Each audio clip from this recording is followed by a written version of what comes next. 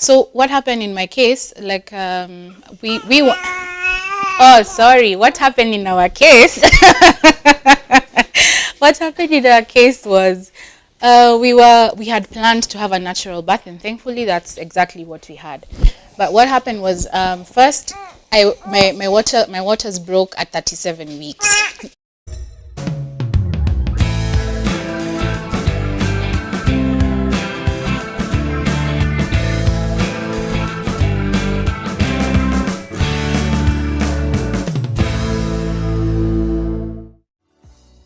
The best thing actually about this birth essential process is that it's for both the father and the mother. And for my husband George, who, like I'd said earlier, did not want to be in the room during the birth, or even used to have, yucky thoughts about the whole pregnancy process, it helped demystify what pregnancy was. It helped demystify what the birthing experience was going to be like. And I'm happy to say he was there throughout the pregnancy. He was there even in the birth, like during the birthing process. He was there holding my hand and cheering me on as I labored throughout, and he was there to cut the cord. I mean, I can't put words to that, to the value of him being there with me.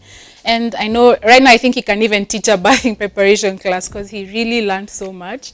And he was able to engage the other fathers during the class, who are also first-time dads.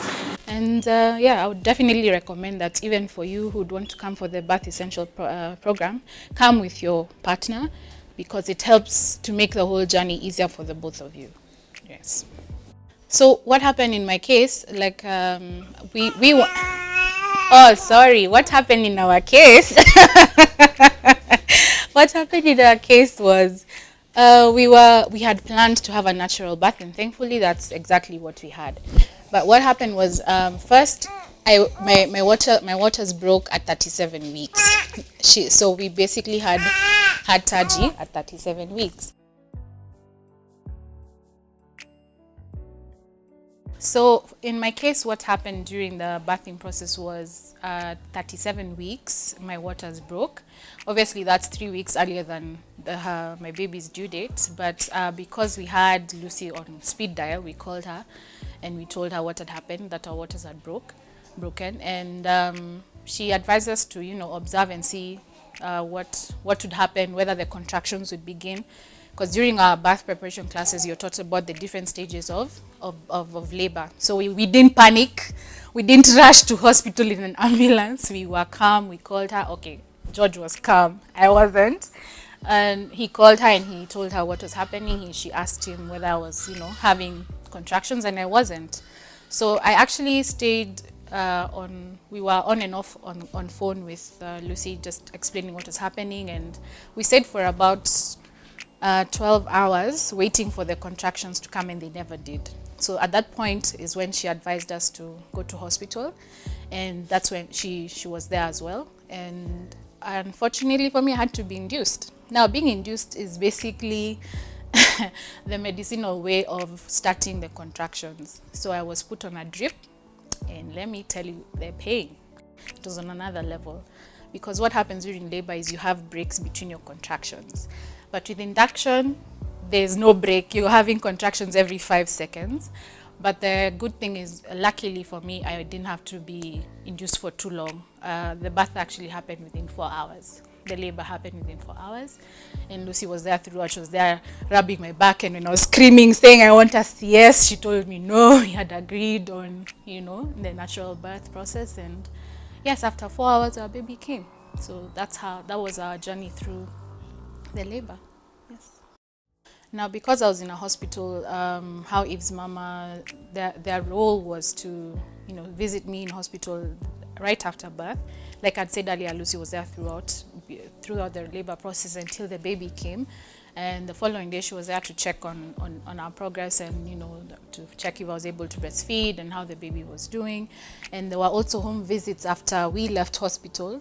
They came home to teach to teach me, the primary caregiver, how to take care of the baby, how to dress her, how to bath her, how to change, her diaper, and all that helps to give you peace of mind, because there's so much going on as a new mother. You honestly, you can go nuts if you don't have somebody to guide you. And I'm actually really thankful that that resource was there, and they were there. They came for about 3 or 4 visits, and by the time now they leave you, they cut the cord, that you're able to take care of your baby. And I was able to do it without panicking or pulling out my hair. Yes, that's what happened after birth. So now, because my baby was born at 37 weeks, she was considered just on the borderline of being a premature baby. So she wasn't able to breastfeed as such. She breastfed for maybe a couple of days, but the whole feeding process was very difficult. And she actually lost a lot of weight. Normally, a baby loses weight after birth, but hers was on the extreme end. And that was a really stressful period for me and Taji's dad.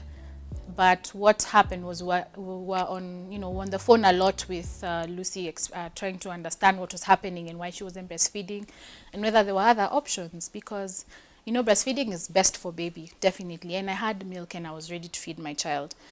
But if a baby is not able to breastfeed, there are other options for new mothers. And I'm thankful that I was given that support, because we've heard of scary stories where the baby just gets dehydrated and they have to be readmitted to hospital. But thankfully for us, that never happened. So we were able to bottle feed her, and she gained her weight, and she's now a healthy baby. She's now completely healthy, has had no complications. And we're lucky that, and so grateful that we're able to have that support to help us to feed our baby, even though she was premature. Yes.